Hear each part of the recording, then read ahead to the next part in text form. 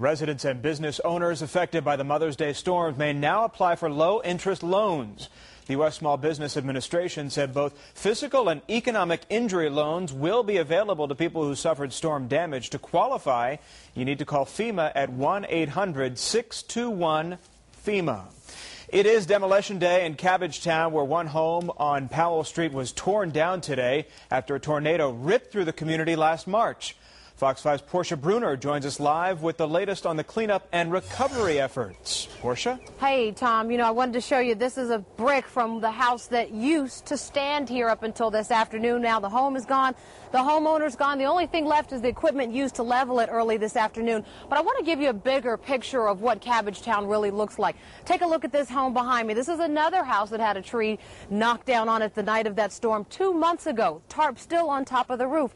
And then take a look over here, the house next to what used to be 252 Powell Street. The roof is still caved in. This house clearly waiting to be demolished as this neighborhood is trying to recover one day at a time.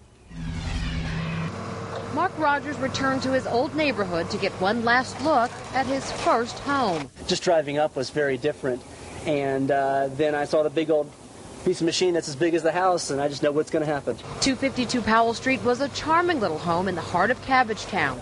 The only thing better, he says, was the community around it. They're just they're a unique breed, the folks who live in Cabbagetown. They're just nice folks. They're a little strange, but they're good neighbors. But the 100-year-old house and many others in this historic district took a big hit when a tornado swept through Atlanta in mid-March. A 7-ton tree crushed the home, leaving it uninhabitable.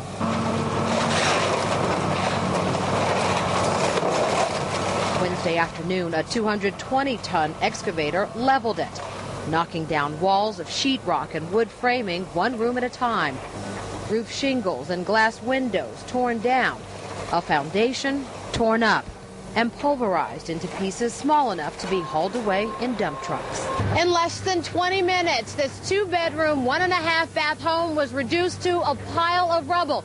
A bittersweet moment for the homeowner. Is there a sense of relief, like just glad to get all this over with, or is there a sense of like, oh man, that was my first house? I think we'll miss it. What are you doing next? We're still working on it. I may rebuild, and I may just sell the lot. I haven't decided.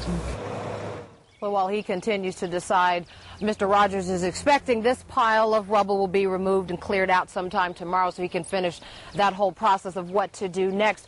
We're talking to some of the folks who used to live in this house here. They're hoping this home will be demolished before week's end, but they're still in a long, protracted debate with their insurance company, as is the owner of this house. He's still waiting to get some resolution to what he's going to be able to do with this house, if he's going to be able to keep it standing or tear it down. Bottom line, here in Cabbagetown, still a very long recovery, a long road ahead. Reporting live on Powell Street, Portia Bruner, Fox 5 News. All right, Portia, thanks. At least people have the right attitude.